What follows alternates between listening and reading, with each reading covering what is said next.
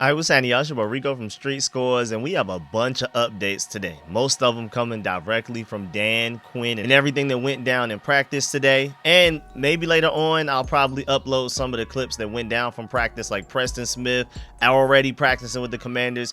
Marcus Mariota already conducting himself as QB1 in practice as well. I'll probably upload those clips and break those down later on tonight. But right now in this video, we're here to talk about how Jayden Daniels is not practicing today.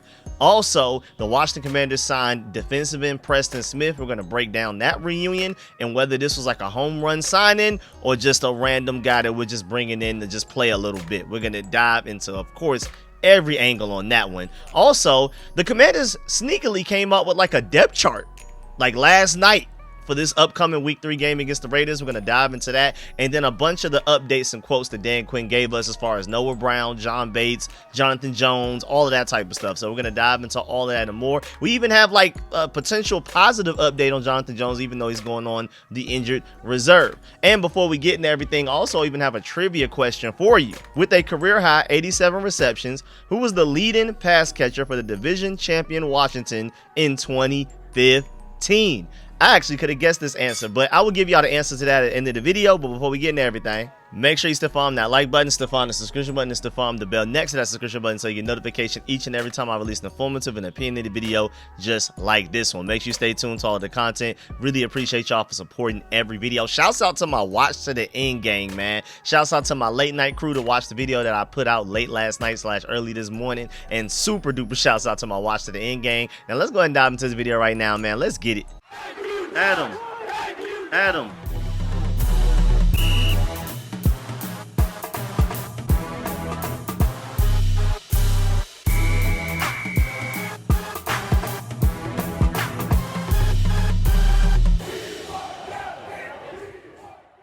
All right, so of course we got to start with the Jayden Daniels stuff because I'm pretty sure most of y'all that clicked on this video probably clicked on it for Jayden Daniels, so I'm not going to hold y'all's views and attention hostage by talking about Jayden Daniels last or something like that. So we're going to talk about Jayden Daniels first, and then with a little bit of Marcus Mariota mixed in there, then Preston Smith, then the depth chart breakdown, and then all of the other injury updates and random updates that Dan Quinn had to say, even about like having to go against Max Crosby and what it's going to be like having to play without John Bates potentially and stuff like that. So again, starting with Jayden Daniels.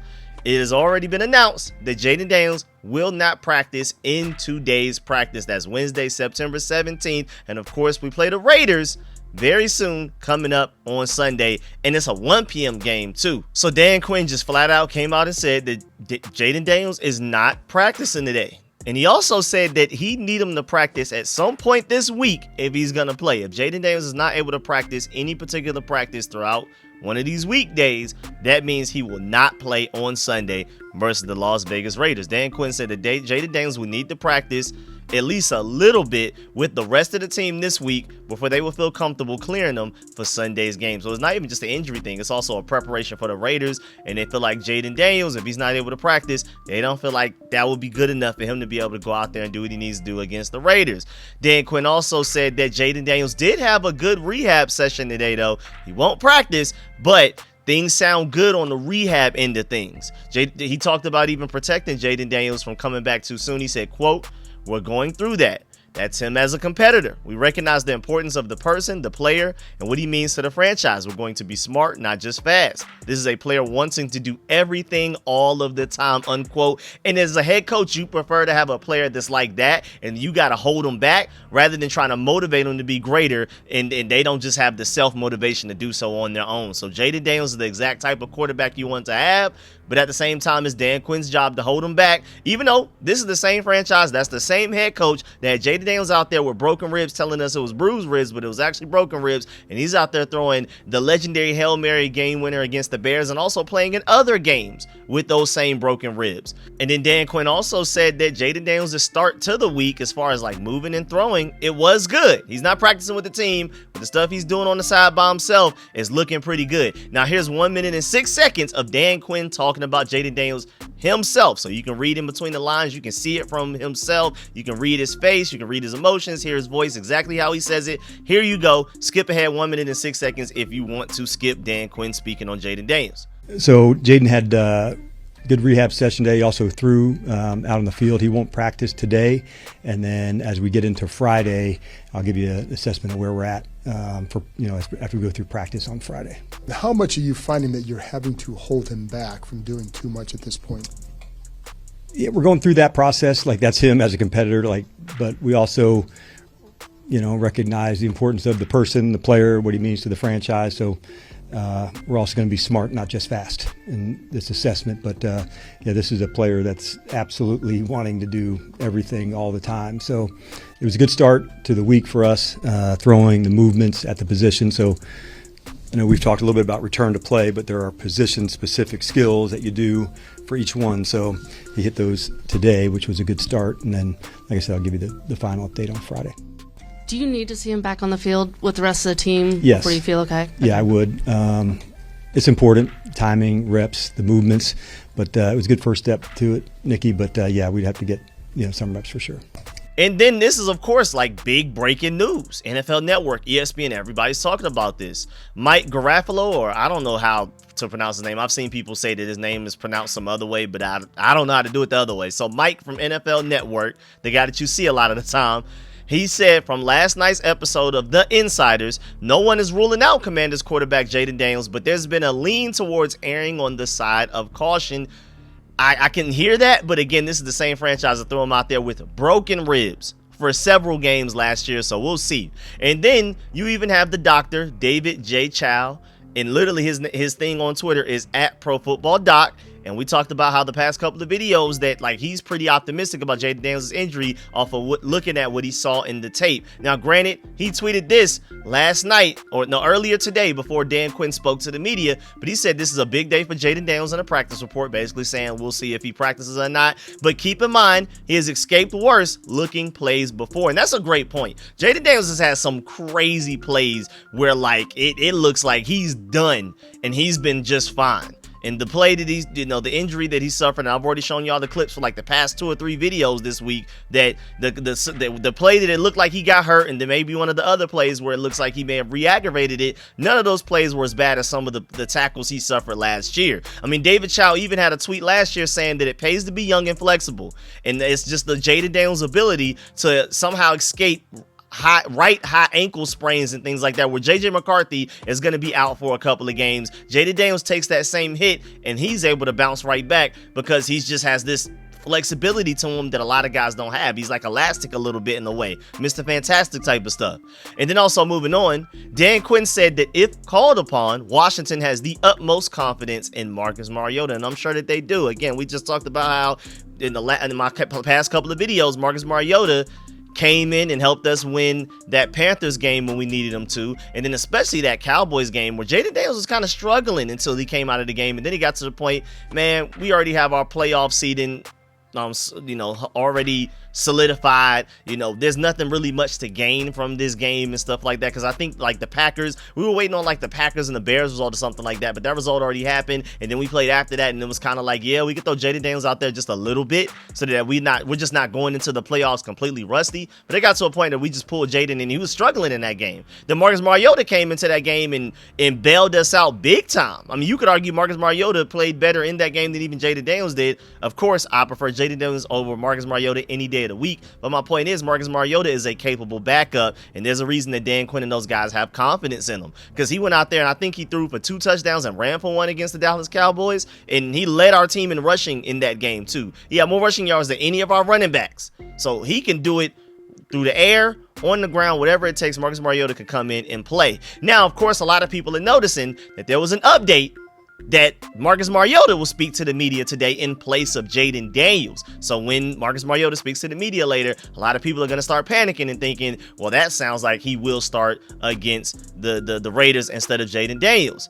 But this does not necessarily mean that Jayden Daniels is not playing, because there's a chance that he can maybe even talk Friday if he's able to play. So that's the last hallmark. Remember, Dan Quinn said he needs to practice by Friday to be able to play. And then we'll see if Jayden Daniels is speaking to the media on Friday. And of course, I will have you updated on that immediately. Then it sounds like he will play. And I believe we're going to do the Commanders Kings later on that night too. So we'll discuss all of that later on that night as well.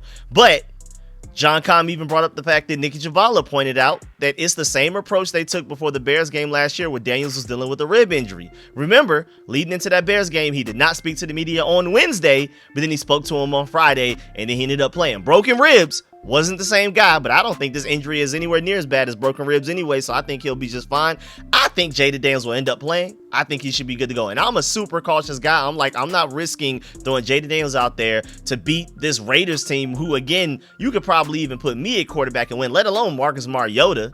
So, I mean, I'm always on that one side where it's like, is it even worth it to risk the rest of our season? We're trying to go win a Super Bowl this year to put him in harm's way for the Raiders? You know what I'm saying? Especially with Max Crosby at edge rusher and John Bates is potentially not going to play. So Josh Connolly's going to be out there on the island with the occasional help of Ben Sinnott, who can't even protect Tress Way from getting hurt on a punt coverage situation. So, you know, I just don't know, like, is it even worth it though Jayden Daniels out there? But I think I honestly feel like he will end up playing, but we'll see. We'll learn a lot by Friday. Friday will be a big telling day as to whether he'll play or not. Again, Nikki Javala pointed out the fact, she tweeted, Marcus Mariota will talk at the podium today, not Jayden Daniels. And if Jayden Daniels is not ruled out Friday, he'll talk then. The Commanders took the same approach last year ahead of the Bears game when Daniels had a rib injury, and we all know how that one ended. Yes, sir, with that Hail Mary. Now moving on to the Preston Smith reunion.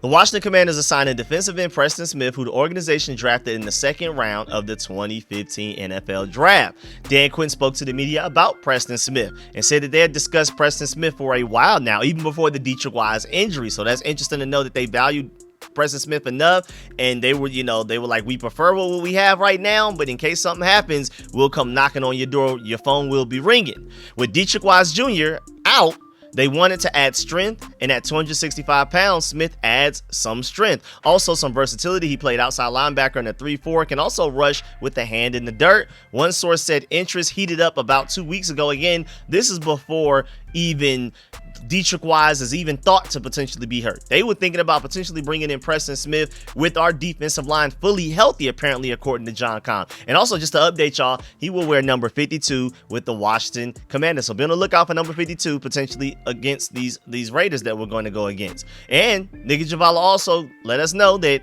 you know, from the 2018 Washington players that are still on this 2025 Washington team somehow, one way or another, even after they left and came back or whatever, you have Josh Johnson signed to a one-year deal, your emergency quarterback. Linebacker Ryan Kerrigan, he's now your assistant linebackers coach and your pass rush specialist. That's like literally the name that he has as his title. Now you have Preston Smith signed to a one-year deal. Deron Payne never went anywhere. He's been here the whole time. Jeremy Reeves just re-signed a one-year deal. And Punter Tressway, of course, just re-signed a one-year deal as well. A lot of 2018 Redskins on this team, man. That's pretty interesting. But again, like I talked about yesterday, I believe it was yesterday or the day before that, Preston Smith is not coming here as like a Pro Bowl level savior of the franchise, of the edge rusher room or anything like that. Like, even while he was here in his prime, we always looked at him as a guy that was like always one step away from getting sacks. Lots and lots of pressures, but not many sacks outside of his 2019 season with Green Bay, where that's his only season in his NFL career. He's had double-digit sacks, and mind you, that was 6 years ago. The season that he had the most sacks in his career was 2019 with the Green Bay Packers. He had 12, and that had a lot of us jealous because that was like soon after he left the Washington what were we at the time? Redskins football team, one of those things. He was with us in 2018. The first year he leaves us and goes to the Packers, playing to, I think, opposite side of Zadarius Smith. He goes out there and has his best season of his life with 12 sacks. But outside of that, 2021 with Green Bay, just a couple of years later, his second best season, 9 sacks. The 2022, the year after that, 8.5 sacks. That's the third best season of his NFL career. Then you got to go to the Washington team when he was with us in 2015, 2017, and then Green Bay in 2023. He had 8 sacks each of those seasons, and then he's had seasons with 4.5 sacks and 4 sacks. The least he's ever had in the season was 4, but he also, this guy's Mr. Dependable though. Like, one thing about Preston Smith, you can say whatever you want to say about him not getting a lot of sacks, but one positive is that he does get a lot of pressures, which Dorrance Armstrong is doing for us right now as well. But he's getting a sack a game at least. But that guy is very dependable, bro. He doesn't miss games. He may have missed throughout his career since being drafted back in 2015, may have missed maybe 3 games total. I mean, I'm looking at his list right now. It says 16 games, 17, 16, 17, 16, 17, 16. This guy's as dependable as it gets when it comes from an injury standpoint, a health standpoint. He will at least be there. Is he going to go out there and play like a Pro Bowl, Khalil Mack in his prime type of thing? Not necessarily, but he's going to be dependable. He's going to do exactly what you need him to do. And with all of the monsters we already have in this defensive line room, I expect him to help and be a reason that we win games. I don't think he's going to go out there and be a game wrecker, but he's going to provide a positive impact on this defense. I'll tell you that. And I do want to remind y'all that he is 32 years old right now and going to turn 33 mid-November. So mid-season. And my point is that there's not just some random uncovered potential here. Well, like we brought Preston Smith back. He's about to have the best year of his career or anything like that. It's not that. What he's been is what he is. But at the same time, what he has been is a dependable edge rusher, an edge setter, and a guy that constantly gets pressure on the quarterback. And that could be just enough to take us to a level that we need to be on defense. And we could use some of that right now, especially, bro. So even after everything I just said about him, his age and everything, he's not coming here to be a game wrecker. And I do want to add to the fact that he's not Dietrich Wise, but he is a solid replacement. It's hard to just find a guy randomly off of the street in the midst of a regular season in full throttle. And Preston Smith is pretty good for a random veteran signing that we just made in the middle of a regular season. I mean, just last season and especially the last 2 years, Pro Football Focus grade-wise, last year he was a 64.2. That's not bad at all. And then the year before that, 2023, he had a 73.9 Pro Football Focus grade with a 74.3 run defense grade and a 68.1 pass rush grade. Mind you, this is just 2 seasons ago. This is not that long ago, man. That is a really good edge rusher. Like, according to Pro Football Focus grades, that's at least like top 20 in the NFL. So that's like a really good level starter right there that we just signed off the street. Now, granted, he didn't look that good last year. That's why he ended up getting traded to Green Bay for like a 7th round pick or something like that mid-season. But Pro Football Focus still loved him. Again, even just last year, 64.2 overall grade, a 59.3 pass rush grade. Not great, but also not terrible. And a 64.3 run defense grade. I'll take that any day. But again, if we're being optimistic, maybe he taps back into his 2023 bag just 2 seasons ago, and that was a top 20 edge rusher. Or even just going back before that, 2021 season, he had an 80.8 overall grade with a 72.1 run defense grade and a 75.1 pass rush grade. If we can get even a little bit of that, this team is going to be dangerous, especially on defense. I'm not super optimistic because, again, he's 32. He's going to turn 33 mid-season, mid-November. We'll see. Yeah, yes, he's up there in age and isn't necessarily known for getting a lot of sacks every season, but he's as good as you can get heading into week 3 of an NFL season and just suddenly make a call, and this guy's just going to join your team. You didn't even have to trade for him. And in my opinion, we are lucky that he was even available. Shouts out to Grant Paulson. He said, it's amazing to think that Preston Smith has been in the NFL for 10 years. He spent his first 4 seasons in DC after being picked up in the 2nd round. Then he spent 5.5 years with the Packers before a brief stint with the Steelers last season. He had 8 sacks as recently as 2023. Now he comes back to where it all began to help replace the injured Dietrich Wise. And Mark Bullock brought up a good point. He said, in theory, a young Preston Smith fits exactly what they've targeted all offseason. Big and strong, athletic, length, and flexibility to shift inside. Those are literally the defensive guys that they are looking for this team. That's the way that they want to mold this defense. Preston Smith fits like a glove in Dan Quinn and Joe Wood Jr. system right now. So this should be pretty exciting. Again, it would have been nice if we could have had him a couple of years ago, you know, that version of Preston Smith on this year's team, but I still think he'll come in and have an immediate impact, a positive impact. Again, not necessarily a game wrecker, not this game changer, but he's going to make some plays. You're going to be happy that we signed Preston Smith. I can guarantee you that he's going to go out there and do some good things for us. John Comm even wrote an article. I'm not going to read the entire thing, but he brought up some good points in the article titled, Commander signed Preston Smith to bolster banged up defense. Pointed out the fact that Smith should help offset the loss of defensive end Dietrich Wise, who was placed on IR earlier this week after suffering a season-ending torn left quadricep in a week 2 loss at Green Bay. Again, such a freak play. First of all, it happened on an extra point, bro. Why do we even have our starting edge rusher out there on an extra point? point, let alone it was just a freak accident where somebody just happened to fall into his leg it was wrong place, wrong time, all type of stuff. It was just super unfortunate, bad luck. So that really sucks for him, man. And I'm praying for his recovery, bro. I would like to bring him back next year, even after the injury. That's how much I like Dietrich Wise. But Washington had signed Wise in the offseason, wanting to strengthen his run defense with a powerful edge setter. Preston Smith is that. Preston Smith, age 32, returns to the organization that drafted him in the second round of 2015. He recorded 24.5 sacks for Washington before joining the Packers via free agency in 2019. He played for the Packers until they traded him to the Steelers for a 7th-round pick midway through last season. He has a total of 7.5 career sacks, with 44 coming during his time with the Packers. He finished with 2 sacks in 8 games last season with the Steelers. So that's not very good. 2 sacks in 8 games doesn't sound very optimistic, but at the same time, at 6'5", 265 pounds, Smith offers versatility. He can rush from the end or even inside as well as from a stand-up position. Just like Jalen Holmes, who they just brought up from the practice squad to the regular season roster. Watch out. That's a guy that, you know, you have Javonte Jean-Baptiste, who's a 2024 7th-round pick they value, and we're gonna definitely talk about him when we get to the depth chart part of this video soon after we got to talk about sleeper and everything. I got to show y'all some stuff I got loaded up. But you have Jalen Holmes as well, who can play outside and inside, D-tackle, edge rusher, whatever. Preston Smith brings that exact same versatility. So any given play, the offense does not know where anybody's going to be lined up. And I kind of like that. I like the fact that Joey Jr. can remain a little ominous pre-snap, and that's going to at least that slight second of hesitation from a quarterback could potentially lead to pressure, sacks, and who knows, interceptions even. But Preston Smith has played in both 4- and 3-man fronts. The Commanders like to use different fronts and line packages, so again, he fits this defense like a glove. But this is not a long-term solution, of course, especially including Von Miller at the age of 36 right now and will be 37 next season. And I know that this discussion doesn't help us at all this year, but just food for thought, something to think about for the future. What are we going to do long-term? Shouts out to Jayden Daniels MVP for showing this picture right here and bringing up the fact that next year's free agency edge class doesn't look appealing aside from Trey Hendrickson right now. Gotta draft an edge next season. I mean, you have Trey Hendrickson. He's going to cost a ridiculous amount of money. He's only getting older. He's going to be 31 at some point this season. He's going to be 32 by the time at some point next season as well. Khalil Mack, he's going to be at some point 36 towards the end of next season, and he just suffered with like a broken elbow or something like that. Something happened to his arm to where he may not even play against us week 5. So not only is he up there in age, but the injuries keep stacking. Hassan Reddick up there in age, Joey Bosa up there in age, and the injury risk. Shouts out to Malcolm of the Raiders, but that's not like the most appealing edge rusher that's going to come in and change your franchise around and be a game wrecker for you.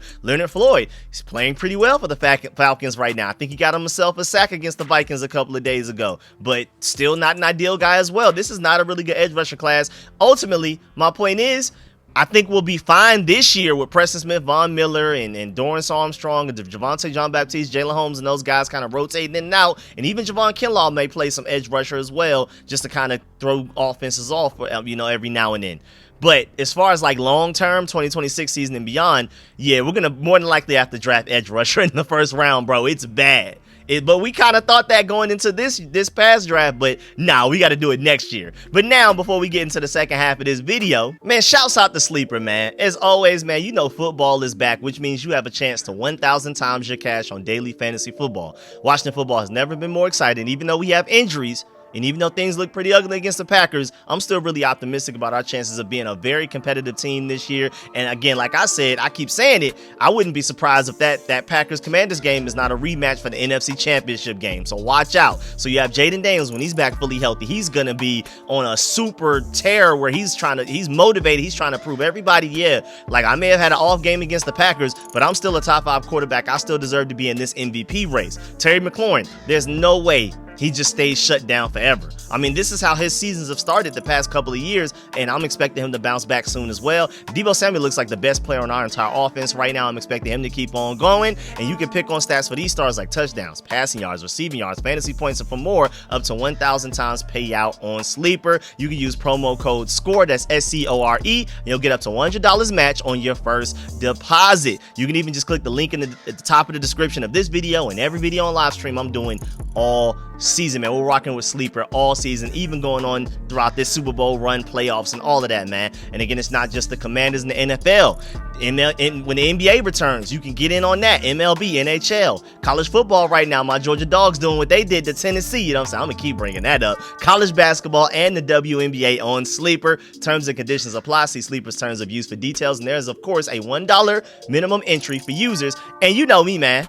We have a Thursday night game coming up. And like I've already told y'all, when I try to do my 8-leg, like how I turned 10 into 800 from week 1, when I try to get into that, I'm typically try to do those on Friday. So maybe I'll do it early enough on Friday to where I can even, like in moments like this in the middle of my videos where I'm telling y'all what I plan on doing with my picks and stuff and with my fantasy, maybe I can go ahead and give y'all the 8-leg there. And then so that prepare y'all for Sunday. Cause like I keep saying, man, the earlier the better. For example, Jacory, when I caught him on like Friday before the game happened on Sunday, week 1 against the Giants, his line was at like 22.5 rushing yards. Then by the time the game started, by like 12 p.m. before the game started at 1, his line already changed to like 40 something yards. Now granted, he beat both, but that's just the, you know, the point proving that you better get in on these early. So I'm gonna try to go ahead and have what I want to play on Sunday done by Friday, so stay tuned. But for this Thursday night game, which is tomorrow, you know me, man, I like to go to the top. You know, and when we go to the top, I like going to NFL popular duos. I already showed y'all yesterday how the anytime touchdown for Devon Achane and James Cook is looking pretty good. But even just beyond that, we can even get into some more fun stuff. Like say for the biggest bang for your buck, the highest return. If you're feeling frisky, you know, Keon Coleman anytime touchdown and Devon Achane anytime touchdown. Out of all of the top 12 NFL popular duos, this one has the biggest payout return. If you put 10, you can win 45.6. You put 20, you can win 91. If you put 100, you can win 456. And all you need is for these two guys to at least give you any touchdown. Keon Coleman, highly doubt he gets a rushing one, but if he gets a receiving one against the Miami Dolphins, sorry defense right now, good for that. Devon Achane, anytime touchdown. It could be receiving, it could be rushing. If both of those guys end up with touchdowns in this game tomorrow night, you could turn 100 into 456, or you could just play it safe and turn 10 into 45, or even you want to play it safer than that, turn 5 into 22. Shouts out to Sleeper, man. Now let's dive into this video. Let's get into this depth chart, man. It's interesting. All right, so as you can see on the screen right now, man, this Commanders depth chart is quite interesting. Now, you know, granted, with the wide receivers to go ahead and get those out the way, Chris Moore is already on the 53-man roster. I know a lot of people do not like that, but he showed up in that Giants Week 1 game. I don't know where he was in that Packers game. I'm pretty sure he touched the field, but he didn't do much. Luke McCaffrey, even though he's a backup, he was one of our 5 highest graded players on the entire team. That's including offense and defense, not even just wide receivers, not even just offense, the entire team. So maybe he needs to start getting more snaps. We'll see. But of course, your starting wide receivers are Deebo Samuel and Terry McLaurin and Noah Brown, I guess, if he's healthy. If he's not healthy, I'm curious to see who's going to get the most snaps in his place. Will it be Luke McCaffrey, Jalen Lane, or Chris Moore? Really intrigued by that. Like, ideally, it's Jalen Lane or Luke McCaffrey, but we'll see. Then tight end wise, of course, Zach Ertz is your starting receiving tight end. John Bates is the best blocking tight end in the NFL, but sadly, seems like he's pretty banged up. He may not even play against the Raiders, so that means we need Ben Sinnott to step up big time. Your starting offensive line.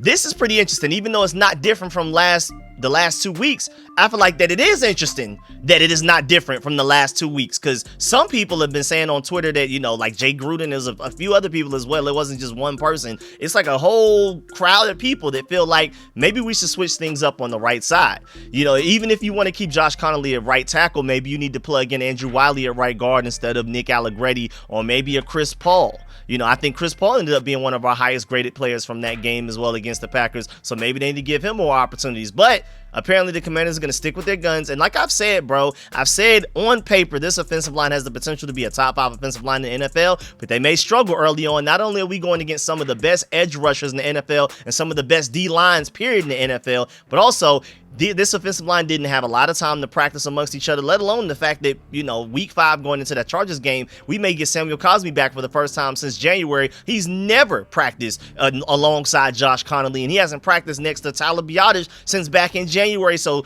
that's going to be a whole nother reset of chemistry issues there. But Laramie Tunsil and Brandon Coleman have never played together. Brandon Coleman and Tyler Biadasz have never been side by side. Remember, Brandon Coleman was left tackle for you last year. Tyler Biadasz and Nick Allegretti, now they flip sides. Nick Allegretti, instead of being your starting left guard, he's your starting right guard. And again, Josh Connerly is a rookie, so of course he's never played games until this season, until just 2 games in, played next to a Nick Allegretti in his life. So there's going to be a lot of chemistry issues. We're struggling against stunts and, like, you know, delayed blitzes and things like that require communication and a full understanding of what the guy next to you, to your left or your right, is thinking exactly like you. Are y'all on the same page? That stuff takes time and game experience. I wasn't expecting that to be ready within the first 2 weeks of the season, so there's no surprise there. And I think Dan Quinn, Cliff Kingsbury, and those guys agree that just give these times to gel a little bit more, and then things should start to get cooking offensive line-wise. Now, also, quarterback-wise, Jayden Daniels is still your starting quarterback according to the depth chart. Even though he didn't practice today, maybe they're optimistic that he will still play. I feel like that was noteworthy. And then running back, of course, this is the biggest headline from the whole depth chart situation, bro. We have Ja'Cory Krosky-Merritt as your definitive starting running back, with Jeremy McNichols as your RB2 and Chris Rodriguez as your RB3, like I already told y'all. Even though I wouldn't be surprised if Chris Rodriguez gets more carries than Jeremy McNichols is going to get the respect of being running back 2 on the depth chart, even though that's not ideal on any NFL team. But he's such a strong special teams contributor and so versatile, where he could pass protect a little bit, even though he's one of the people that gave up that Micah Parsons, where Micah Parsons split Josh Connerly and Jeremy McNichols didn't contribute much on the double team for Micah Parsons. And then Jayden Daniels is running for his life, and then that's when he ends up getting clipped and suffering the injury that he's dealing with right now. So thank you, Jeremy McNichols, for that one. But he's so versatile. He can pass protect sometimes. He can receive the ball as a receiving option. He can catch. He can run the ball fairly well. He can, fight for extra yards. And most importantly, he's a special teamer. But now those are your 3 running backs. I'm pretty sure we're going to go out there and experiment to see this. Like, hey, are we good with this running back core? Well, let's at least give these guys a shot before we go and make a big signing or a big trade for a true premier running back. We went ahead and signed Chase Edmonds. I did a full breakdown on that last night / early this morning. And there's a reason that, and Dan Quinn even spoke on it. We're going to talk about it later with the rest of the Dan Quinn quotes, where don't expect Chase Edmonds to play for us anytime soon, but maybe at some point once he, fully relearns Cliff Kingsbury's offense, because he already played with Cliff Kingsbury back in Arizona, but he's changed the offense so much since coming to Washington that it may take him a couple of weeks to, get caught up to speed offensively and things like that, and gain chemistry with Jayden Daniels and stuff like that. But maybe at some point Chase Edmonds will be upgraded to the active roster and play in games for us. We'll see. But I'm not super optimistic about that. Like, even if he does, he's still up there in age. He hasn't done much the past couple of years. We'll see. But you also even have Donovan Evers on the practice squad, Michigan legend himself. That was arguably one of the best running backs in the preseason. I think he ended up being graded out by Pro Football Focus as the best running back out of the entire NFL throughout the preseason. So that's somebody we have in the refrigerator right now that's kind of taking his time to learn the offense as well. We'll see. But if things don't shake out, if Ja'Cory Krosky-Merritt, and hopefully they finally give him carries, they only gave him 4 carries against the Packers, even though he was easily and by far our best yards per carry guy against the Packers. But for some reason, they stopped giving him those carries in that game. Don't know why. And then Austin Eckler ended up getting hurt. But, we'll give Ja'Cory Krosky-Merritt. It sounds like they're going to go ahead and let him start. And then if things don't work out for whatever reason, even though I love Ja'Cory Krosky-Merritt, then maybe they make a move for a running back, and one of the premier running backs around the NFL. I've seen people throw about Alvin Kamara, Breece Hall, Bijan Robinson. We'll see. I doubt any of those happen, but just keep in mind, we did clear up $15 million worth of cap space by restructuring Laramie Tunsil's contract. And maybe that could be something that's going to help us in 2026, even though I think that the timing of it feels more like they're preparing themselves potentially for a big trade. Maybe edge rusher, maybe running back. We'll see at some point before the trade deadline in November. We'll see, though. I'll keep y'all posted, of course. If any rumors or reports come out, I got y'all. And then going to the defensive side of the ball, looking at the defensive line, as you notice, of course, Jalen Holmes is now upgraded from the practice squad to the regular, active 53-man roster. So he probably will play against the Raiders. We'll see. If they have one defensive lineman that is not active, it will be him. But most notably, Javonte Jean-Baptiste gets the nod to start at edge rusher instead of like a Jacob Martin. I thought that was pretty interesting. He's your 7th round pick from last year's draft, the 2024 draft. The first Adam Peters and Dan Quinn draft is being part of the Washington Commanders. They must have some real belief in him. But granted, do want to point out the fact that this depth chart came out last night before we signed Preston Smith to the team. this morning. So does that change? Now with Preston Smith officially signed, is he starting over Javonte Jean-Baptiste? Because now that's interesting. We just did all that talking about Preston Smith. Does he come in immediately with only like half a week of practice to come in and start as an edge rusher for us against the Raiders? I thought that was pretty interesting. And then, I mean, of course, the rest of the defense is pretty much self-explanatory. I mean, with Jonathan Jones hurt, that kind of sucks. He's gone to the injured reserve. Again, this depth chart came out last night before they placed him on the injured reserve this morning. So I'm curious as to who's going to step up from the practice squad to take his spot. Maybe we'll see. And then the safety position is pretty typical. Even though Tyler Owens is back there as like the third safety, he plays more on defense than I think Percy Butler. Percy Butler plays a lot on special teams, but Tyler Owens, I saw him out there on like the first defensive possession against the Packers on Thursday night. So we'll see what happens with that. And then moving on to special teams, the only other notable thing for real is that Deebo Samuel is still your starting kick returner. And I truly believe, take my word for it right now, I'm telling y'all, he's going to take one to the house at some point this season. But that's really it. I mean, Matt Gay is still your kicker. Most people would say, unfortunately. Tress Way, thank goodness he's healthy enough. He punted very well against the Packers, one of our only bright spots. And I don't want to go back to that Washington brand of football where your punter and Tress Way is one of the best players on your team. Let's get back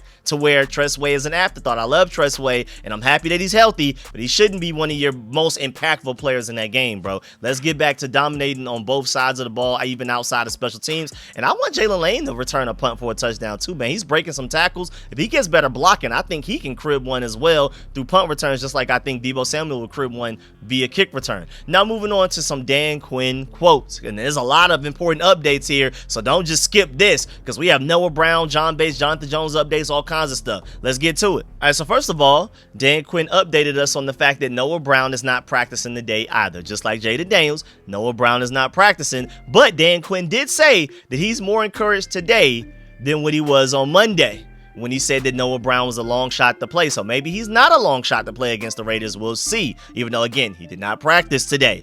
Quinn said that he's more encouraged by Noah Brown after calling him a long shot on Monday, but still won't know about his status until Friday. He's one of our most competitive guys, Quinn said, but he's been hurt since like all the way back in May, and he hasn't been 100% healthy yet, and he's been injury riddled throughout his entire career, whether he's been on the Texans, the Cowboys, and even now the Commanders. So we'll see. I got to see it to believe it. I'm rooting for him, but I'm not dependent on him. Rooting for him, not dependent on him. I'll tell you that. Also, the Commanders made it official that when they signed Preston Smith, of course, we had to make room on our roster. So Jonathan Jones went to the injured reserve. We didn't replace a corner with another corner. We went ahead and replaced our edge rusher that we lost in Dietrich Wise with Preston Smith. And now Jonathan Jones has gone to the injured reserve. I'm curious to see who's going to step up in Jonathan Jones's place. I mean, of course, obviously Noah Igbenogany, but Noah Igbenogany was already playing in games even before Jonathan Jones got hurt. So who's going to be the Noah Igbenogany now of this defense? I guess we'll see come maybe Friday, but at the latest, this upcoming Sunday game against the Raiders. And then Dan Quinn talked about Jonathan Jones and his hamstring injury. He said that he's not expected to be lost for this season. So even though he's on injured reserve,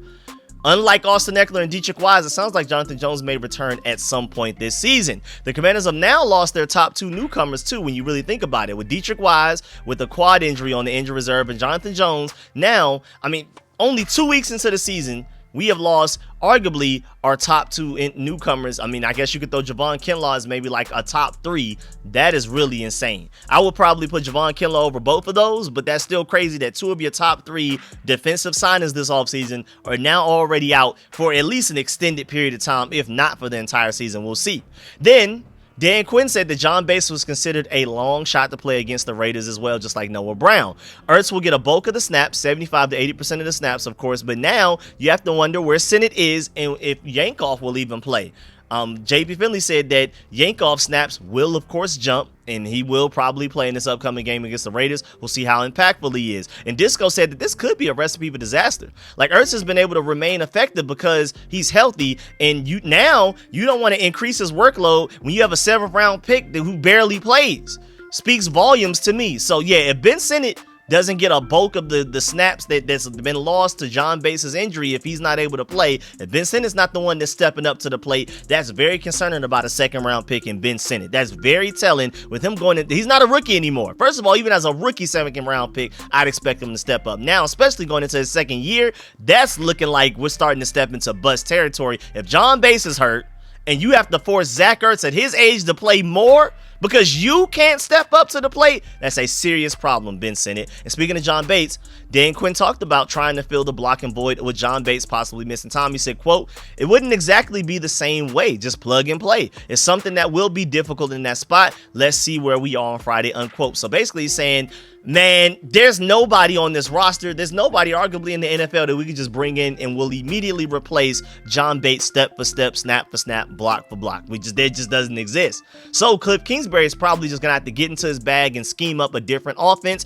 call different plays, call different play designs to make up for the fact that we don't have a John Bates level blocker on this roster, with him potentially missing this game against the Raiders. And Dan Quinn basically just chalked it up to say, man, I just hope he's good on Friday, because we really don't have an answer to replace him. He's that important to our offense. As a reason we re-signed him to the amount of money that he got this offseason. And also shouts out to the Commanders League. They point out the fact that from that Packers game, not only did we lose, but now Jayden Daniels is day-to-day, Austin Eckler out for season, Dietrich Wise out for season, Jonathan Jones injured reserve, may not necessarily be out for season, but out for an extended period of time. And then now John Bates and Noah Brown may potentially even miss at least a game each against these upcoming Raiders. And then Bleeding Burgundy and Gold, I agree. It's funny, but I agree. He said, yeah, let's just go ahead and erase that game from our memory, bro. That was a nightmare. Dan Quinn also spoke on the vision that they have for running back Chase Edmonds. He said, quote, "How long that will take, we'll see. May take a few weeks to see where we stand with that," unquote. So again, don't get too excited over the Chase Edmonds signing. Dan Quinn is letting you know right now it may take a few weeks before we even get to see what he can do for this offense. So don't expect him to come out there anytime soon, even with Austin Eckler now lost for the season. Then Dan Quinn also talked about this upcoming game against the Raiders and kind of reflecting somewhat on what the Packers game was like. He's talked about the lack of turnovers, noted good aggressiveness in the Giants game, and that Quan Martin had an interception erased by a penalty, and then Green Bay not so much by that secondary and the overall defense. We got to get more aggressive. We have to force turnovers, bro. Dan Quinn also fielded a few questions on Max Crosby so far and absolutely raved about him. Praised his elite effort. He said, quote, "He's an absolute savage of a player, someone that I just respect a lot," unquote. And just to remind y'all, we have no John Bates. We have Josh Connolly potentially going to be out there on the island with, instead of Austin Eckler back there to pass protect, maybe it's Jeremy McNichols. And now granted, maybe Max Crosby isn't individually Micah Parsons, but he may not necessarily be the totality of the Giants defensive line with the rotation of Abdul Carter, Brian Burns, and Kayvon Thibodeau. But Max Crosby is still an elite edge rusher in the NFL, so we got to be ready. Also, JB Finley brought up an interesting point. He said the huge difference for the Commanders offense through 2 games this year, we are 9 of 27 on third down, which is 27th in the NFL. Last year, we were 6th in the NFL on third down, converting about 45%. So that has to change. We have a lot to change on defense, but we also have a lot to change on offense as well. But yeah, man, that's the end of this video. Please get in the comment section. Let me know how you feel about everything discussed in the video. Please still follow that like button, still follow the subscription button, and still follow the bell next to that subscription button so you get notification each and every time I release an informative and opinionated video just like this one. Of course, I have the answer to your trivia question. The answer without even having to look, Jordan Reed, man. Of course, Jordan Reed. Anything 2015, somebody leading us in receptions or whatever, gotta be Jordan Reed, man. When Jordan Reed, when healthy, was easily one of the best tight ends in the NFL at the time, bro. He was one of the best receiving threats at tight end, arguably in NFL history. But your availability is your best ability, and it just, unfortunately, he couldn't be available, bro. But he was a ridiculous. If we had Jordan Reed right now in his prime, fully healthy, our offense will be unstoppable, bro. That guy was uncoverable, man. It just sucks to see how his career turned out. But hey, I just love, these trivia questions because it takes us back through memory lane like that. So shouts out to any of y'all that knew that without me having to tell you or without you having to look it up. Shouts out to y'all. Of course, big shouts out to my Watch to the End gang, man. If you're watching me right now and you're still seeing me and listening to me, I personally thank you, salute you. Shouts out to my Watch to the End gang. Shouts out to my late night crew that even though I'm releasing this middle of the day, afternoon, shouts out to those of y'all that will probably end up watching this way late tonight, by the time I'm probably even putting out another video. So stay tuned. I really appreciate y'all. Leave a like on the way out. Let me know how you feel about Jayden Daniels not practicing today and his chances of potentially playing still against the Raiders. Again, we'll find out a lot of information on Friday. Also, let me know how you feel about this Preston Smith signing, of course. Let me know how you feel about everything discussed in the video. The depth chart that just came out last night, but that was Preston Smith signing and pre-Jonathan Jones to the IR, so we'll see how that goes. But how do you feel about Ja'Cory Cross-Kamara potentially being our official lead back? Let me know how you feel about all of that in the description and in the comment section of this video. All of that. Leave a like on the way out. Appreciate y'all. I'm going to catch y'all later. I'm out.